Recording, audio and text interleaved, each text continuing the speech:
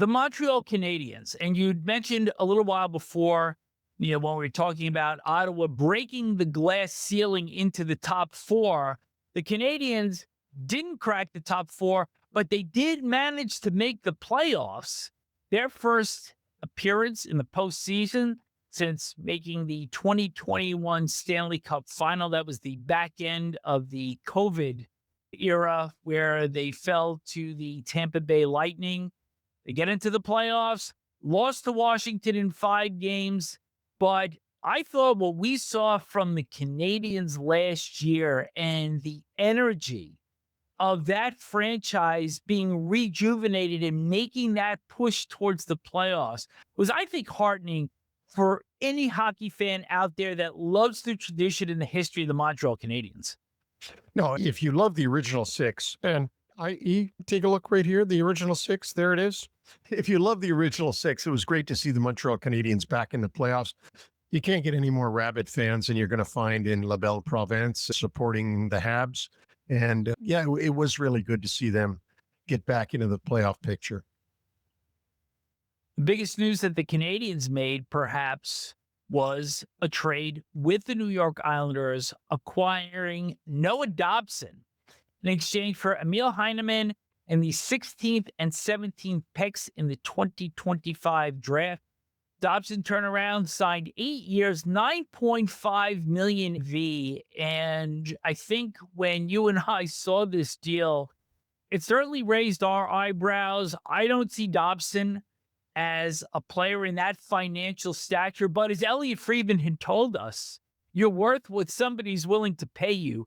But you saw this player over the course of several seasons at UBS Arena, and I think we're in agreement here that this is a little bit of an eye-opener for the price that they wound up paying.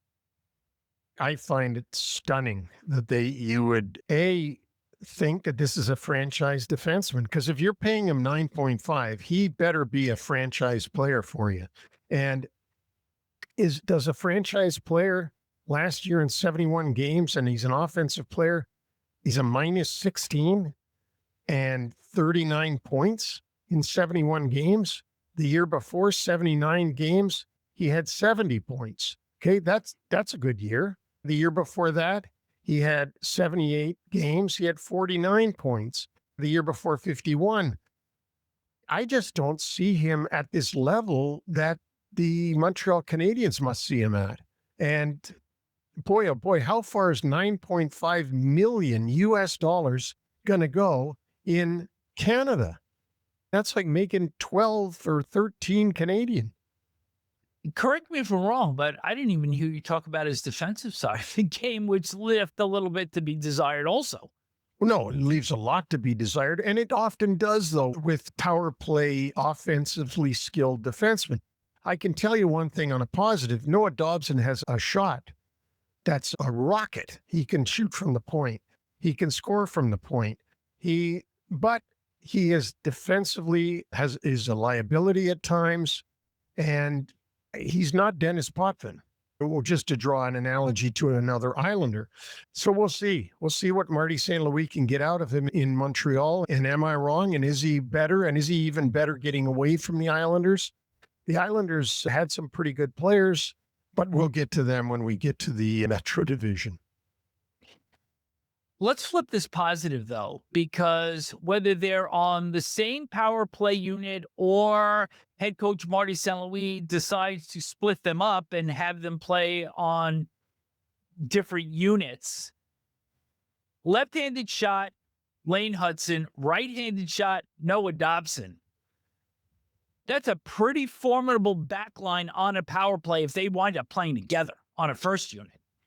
Oh, it is. There's no doubt about it. And they probably will play together on that first unit. I would think that they'd put everything that they had out there, at least to try them. And I don't see why they wouldn't work out. Like you said, one's a left, one's a right.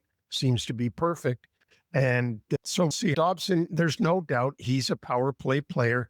He can shoot the puck like a rocket, but he can fall asleep on you as well.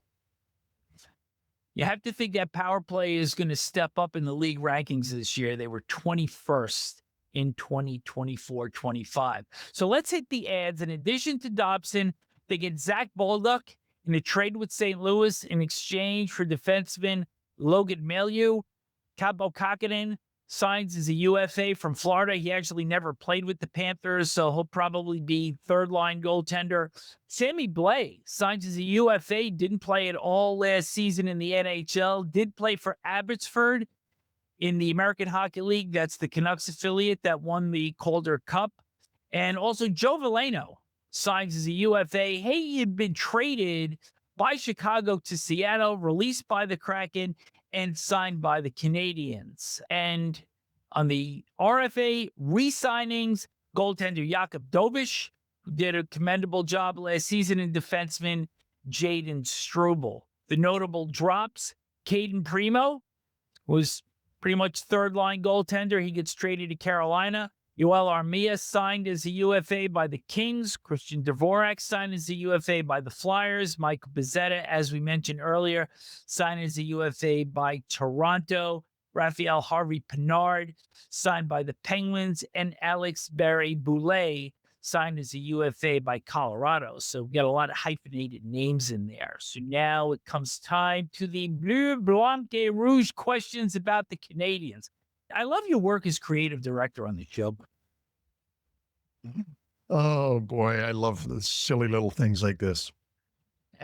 So in addition to having the number 3 rated prospect pool in the NHL per The Athletic, and we start off with Ivan Demidov, who came over and made pretty big splash in the immediate last year. And then as the playoff series went on against the Capitals, disappeared a little bit. But nonetheless, I think Canadian fans excited about him, Jacob Fowler, David Reinbacher, Michael Hage, and Owen Beck, who's a possible top 6 forward going forward. You bring any of those players into the lineup with Nick Suzuki, who had a career year, 30 goals, 59 assists as their captain. Juraj Slafkovsky, I think, is becoming more and more of a physical and just a great power forward presence. He had 51 points last year. Cole Caufield with 37 goals. You add on Lane Hutson, who comes off a Calder Trophy winning season. So you put all this into a cauldron here. And I still think this is a bubble team, but they're a dangerous bubble team. They're a very dangerous bubble team. And if they can continue the improvement by some of the players that you just mentioned, they could find themselves back in the playoffs again. If some of the things don't work out that they're trying to do, they could find themselves regressing this season. And for example, we mentioned Noah Dobson. They put a lot of stock in that move, that Noah Dobson. Can Lane Hutson do it again? Can he play just as well as a sophomore as he did as a freshman? They're going to have to continue improvement. It's not going to be easy again. It never is. But the New York Rangers are going to want to be back in the playoffs again. The Boston Bruins are going to want to be back in the playoffs again, just to name 2. And so the field is going to get tighter. It's not going to get any easier for Montreal and for Ottawa, for that matter. Just based on what we've spoken about with the Senators before, Canadiens now, and we're not into predictions, but based on the movement that you've seen by both of these clubs during the summer, to this point, who gets in? Ottawa, Montreal, neither, or both in 2026? I would have to say that I think Montreal will have a real good shot at it. And I think Ottawa does too. I do. But you know that New York Rangers are not going to sit still. So there's one team out. And is there anybody before Ottawa that we talked about who might not make it? I don't see it. But I think that the better chance is probably going to be Montreal than Ottawa because of what you mentioned, the lack of goal scoring. But it's going to be really hard. Those wild card spots are going to be really tough this year.